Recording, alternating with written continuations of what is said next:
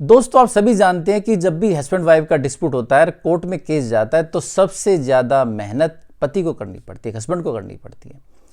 कहर भी उसी के ऊपर टूटता है, उसी को मेहनत करके पैसे देने पड़ते हैं, कोर्ट कचहरी में ज़्यादा लड़ना पड़ता है, पैसा भी उसका ज़्यादा खर्च होता है। तो आज हम बात करते हैं कि वे कौन सी 4 लड़ाइयाँ हैं जो एक पति को कोर्ट में लड़नी पड़ती हैं। नमस्कार दोस्तों, मैं हूं एडवोकेट धीरज कुमार, आपका स्वागत करता हूं आज की वीडियो में।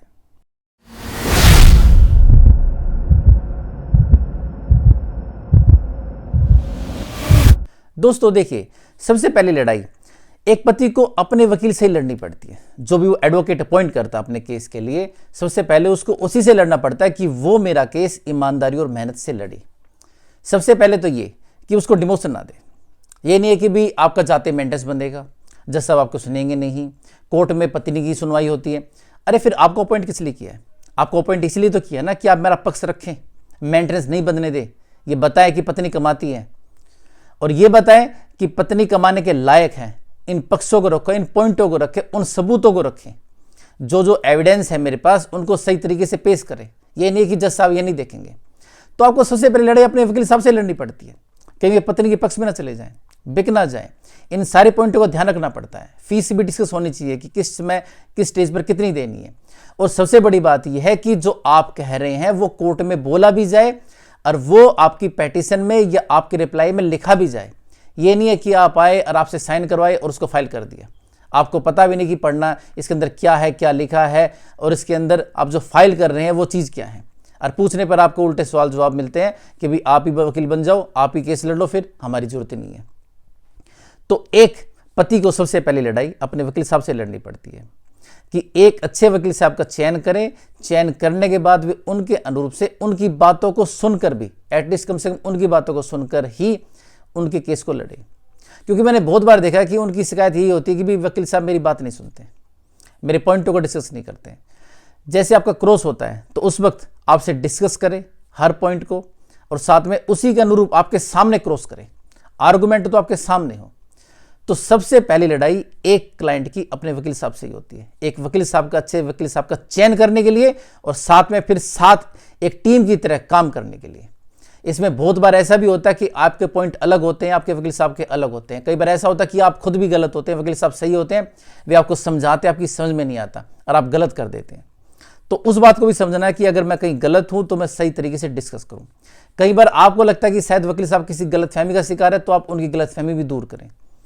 तो जब भी ऐसा कुछ आपके साथ हो तो सबसे पहले अकेले ना जाए, अपने फैमिली मेंबर के साथ जाएं। 1-2 लोग ज़्यादा जाएंगे तो ज़्यादा अच्छी तरह से डिस्कस हो जाएगा, प्रेशर भी बिल्टअप होता है और साथ में पॉइंट भी खुलकर डिस्कस किए जाते हैं।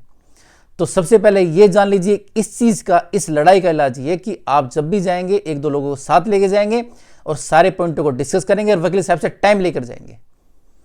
तो बिना टाइम लिए और बिना लोगों को साथ लिए और बिना अपने पॉइंटों को, क्वेश्चनों को याद ना रहे तो लिख कर लेकर जाएं, उनको डिस्कस करें और साथ में ये जरूर पूछे कि अगली बार क्या होगा। तो ये पहली लड़ाई है जो आपको अपने वकील साहब से लड़नी पड़ती है। दूसरी लड़ाई जो आप अपनी पत्नी के खिलाफ लड़ते हैं, सबसे बड़ी लड़ाई उसकी आंसुओं के खिलाफ लड़ते हैं। आप कुछ भी कर लीजिए, कुछ भी कह लीजिए, आंसू आते ही सब जीरो, एकदम से शून्य, कुछ भी नहीं। आपने चाहे कितना भी अच्छा एविडेंस रखा हो, पत्नी कितनी भी गलत हो, सब कुछ जीरो हो जाता है। तो सबसे बड़ी लड़ाई जो होती है वो पत्नी के आंसुओं की होती है, जो आपको कोर्ट में लड़नी पड़ती है। इसके अलावा पत्नी के झूठे गवाह, चाहे उसके माँ बाप हो, चाहे अड़ोसी पड़ोसी हो, चाहे उसके रिश्तेदार हो, उनसे लड़ना। पत्नी के झूठ से लड़ना, ये कहना कि भाई आप इतना कमाते हो, अरे मेरी सैलरी है, अगर मेरी 50,000 सैलरी है तो उसने लिखा कि तो 1 लाख रुपए है इसकी इनकम, तो इसके पास तो खेती का आता है, यहाँ से आता है। वे प्रॉपर्टी भी डाल दी जाती है जो कभी आपने देखी भी नहीं, आपको पता भी नहीं कि उसके नाम है जी, वहाँ से ये इसका रेंट आता है। तो ऐसी लड़ाई भी आपको लड़नी पड़ती है। हर चीज़, हर पेटिशन में झूठ लिखा होता है, मतलब आपने कोई काम किया भी नहीं है उसके बारे में लिखा हुआ है। उन सब चीज़ों के लिए भी आपको लड़ना पड़ता है। तो वो लड़ाई भी आपको लड़नी है, उस झूठ के खिलाफ भी आपको लड़ाई लड़नी है। एविडेंस आप ही को जुटाना है। नॉर्मल ये समझ आता है कि जो पत्नी ने कह दिया वही सच है, सबूत नहीं भी दे रही है तो बेचारी आंसू बहाकर कह रही है तो सच ही होगा। लेकिन आपको सबूत तलाश करना है, आपको एविडेंस ढूंढ कर लाना है, आपको एविडेंस लाकर कोर्ट के सामने देना है कि वो झूठ बोल रही है और मैं सच बोल रहा हूं। मतलब यह कि वो कुछ भी बोले, सबूत आपको देना है, साबित आपको करना है, तभी आप केस जीत पाएंगे। तो ये अलग से एक मेहनत हो जाती है। इमोशनली भी और साथ में आपकी फिजिकली भी और साथ में मेंटली भी, कि आपको हर तरीके से प्रिपेयर होकर कोर्ट के सामने जाना है, अपने पक्ष को रखना है, विद एविडेंस रखना है और इस हिसाब से अपने केस को जीतना है।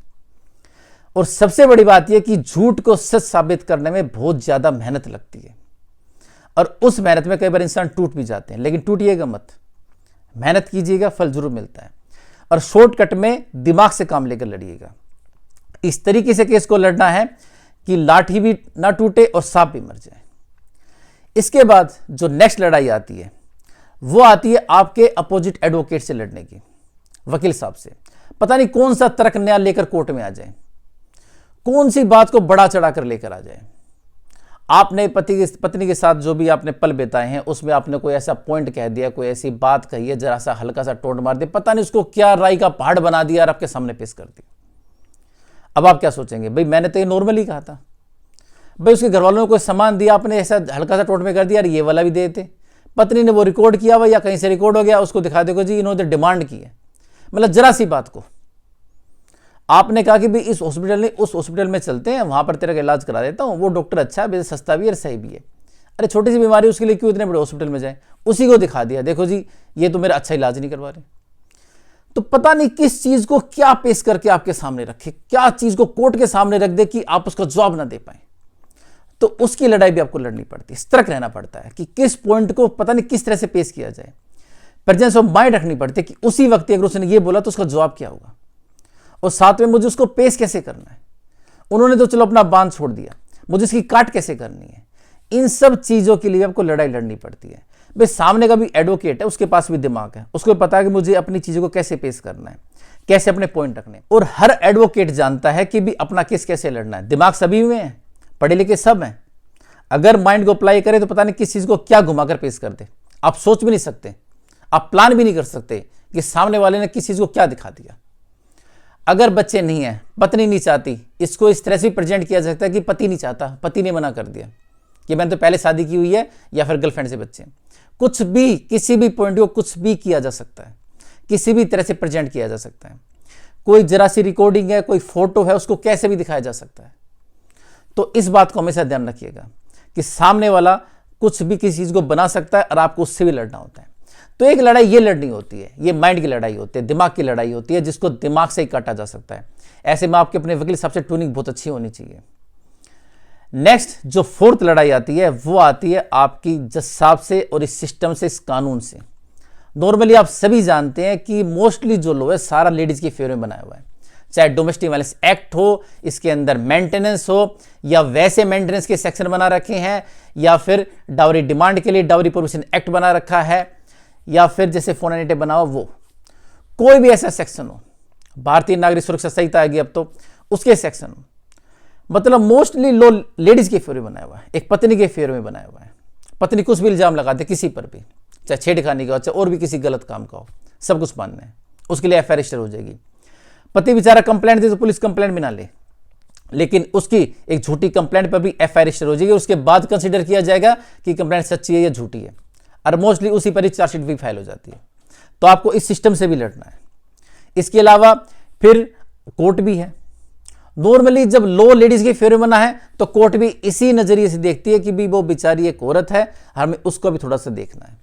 तो ऐसे में अपने पक्ष को रखना कोर्ट के सामने, यह साबित करना कि पत्नी झूठ बोल रही है, और सबूत के साथ, एविडेंस के साथ उसके तर्कों को झुटलाना, झूठा साबित करना, यह लड़ाई भी आपको लड़नी पड़ती है।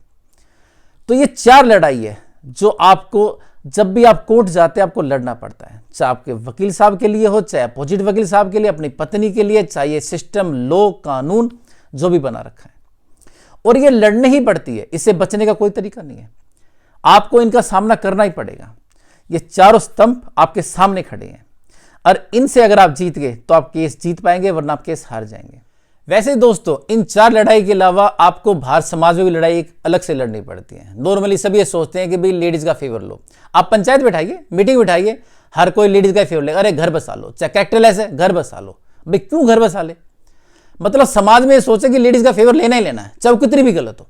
ये लड़ाई एक अलग सी लड़ाई है जो बेवजह की आपको लड़नी पड़ती है। हाँ, अगर आपके दिमाग में भी कोई और लड़ाई है जो एक पति को लड़नी पड़ती है तो कमेंट करके बताइए, ताकि जो आपके और भाई हैं जो केस लड़ रहे हैं उनको फायदा मिले, वे भी जाने। और साथ में सबसे बड़ी बात यह है कि इन लड़ाइयों का सॉल्यूशन क्या है, वो क्या है, क्योंकि लड़ाई गिनाना कोई बड़ी बात नहीं है, कोई भी गिना सकता है, लेकिन उसका सॉल्यूशन सबसे पहले होना चाहिए। तो उसका एक ही सॉल्यूशन है, वो है मेहनत, समय पर कोर्ट में जाना, अपने वकील साहब से डिस्कस करके रखना। जब भी जाएं वकील साहब के पास जाएं, समय लेकर जाएं जैसे मैंने बताया है, और साथ में उनको भी मजबूत बनाएं। इस बात का एहसास वकील साहब को होना चाहिए कि ये केस बहुत ज़्यादा इंपॉर्टेंट है, ये बहुत सारे लोगों से जुड़ा हुआ, अगर हार गए तो बेइज्जती बहुत ज़्यादा हो जाएगी। अगर आपके पास एक अच्छा वकील है, आपको कुछ करने की जरूरत नहीं है, सारी लड़ाई आप अपने आप जीत जाओगे। इस बात को हमेशा ध्यान रखना, एक अच्छे वकील साहब सबसे ज़्यादा जरूरी है। चाहे उसमें लो आ जाए, चाहे अपोजिट एडवोकेट आ जाए, चाहे पत्नी के आंसू आ जाए, कोई फर्क नहीं पड़ता। पत्नी के आंसू के लिए मैंने एक वीडियो बनाई हुई है, उसका लिंक मैं डिस्क्रिप्शन में डाल दूंगा, काफी पहले बनाई थी। उसके अंदर ये कि पत्नी अगर आंसू बहाए थे ना जा करके, तो सीधा कोर्ट में बोला, जज साहब अभी बाहर मुझसे कह रही थी, देखना मैं अंदर जाऊंगी, आंसू बहाऊंगी, और जज साहब देखो कैसे कन्वर्ट हो गए, मेरे फेवर में जजमेंट पास करेंगे, ऑर्डर पास करेंगे। तो उस वीडियो में इस तरह के मैंने इंसिडेंट बताए जो कि कोर्ट में मेरे साथ हुए थे, तो आप उसको देखिएगा, आपको इस चीज का जवाब मिल जाएगा। जो एडवोकेट की बात है, वकील साहब जो अपोजिट पार्टी के हैं, उनका यह है कि जो भी पॉइंट रखे प्रेजेंस ऑफ माइंड होनी चाहिए, उसी वक्त उनका जवाब दिया जाए, पहले से सोच के रखा जाए कि इसके अंदर गलत क्या क्या हो सकता है। आप एडवोकेट नहीं, आपको नहीं पता, आपका केस हुआ अलग बात है, लेकिन वकील साहब के हाथों से लाखों केस गुजरते हैं, उनको पता होता है कि किस केस में क्या बोला जा सकता है, किस पॉइंट को किस तरह से प्रेजेंट किया जा सकता है। तो अपने वकील साहब से डिस्कस कीजिएगा इस पॉइंट को कि अगर पत्नी ऐसा बोले और या फिर ऐसा मेरे साथ हुआ था और उसको इस तरह से प्रेजेंट कर दिया अपोजिट एडवोकेट ने, तो मैं क्या जवाब दूंगा। तो वकील साहब से मिलते रहिए, डिस्कस करते रहिए, तभी आपको पता चलेगा, तभी आप उसका सही तरह से जवाब दे पाएंगे। वरना अगर जज साहब ने पूछ लिया और आपने कोई जवाब नहीं दिया, गलत जवाब दे दिया, तो फंस जाएंगे। जब भी ऐसा कुछ हो तो ट्यूनिंग साथ होनी चाहिए कि आप चुप हो जाए, आपके वकील साहब बोले, आपको हिंट दे दे जरा सा कि नहीं जी ऐसा नहीं हुआ था, नहीं जी ये चीज ऐसी थी वैसी थी, तो उस हिंट से फिर आप जवाब दे पाए। तो इसका ये तरीका है। रही बात लॉ की, कानून की, जो पत्नी के फेरे में बना हुआ है, कोई बात नहीं, उसको हम बदल नहीं सकते। उसके लिए तो जो हमारे एमपी है, जो लोकसभा राज्यसभा में गए हुए हैं, उन्हीं का काम होता है कि भी वे जाकर उसको प्रेजेंट करें सही तरीके से और साथ में उसमें चेंजिंग की जाए। लेकिन जो आपके सामने मुसीबत खड़ी है, उसके लिए तो यही है कि मेहनत करके, सबूत जुटा करके, उनको प्रेजेंट करके केस जीता जाए, क्योंकि ये सेक्शन, ये लॉ, ये एक्ट बदलना आपके हाथ में नहीं है। तो उसके लिए तो आपको मेहनत ही करनी पड़ेगी। तो ये इन चीज़ों का इलाज है, सॉल्यूशन है जो आपको करना है। तो मैं आशा करता हूं आज की वीडियो आपको पसंद आएगी। अगर आप मुझसे कांटेक्ट करना चाहते हैं तो नीचे दिए मेरे नंबर 9278134222 पर सिर्फ व्हाट्सएप कीजिएगा, व्हाट्सएप मैसेज कीजिएगा। अगर मीटिंग करना चाहते हैं तो सुप्रीम कोर्ट में या द्वारका कोर्ट में मुझसे मीटिंग कर सकते हैं। तो दोस्तों मिलते हैं एक नई वीडियो में नई जानकारी साथ, तब तक के लिए नमस्कार।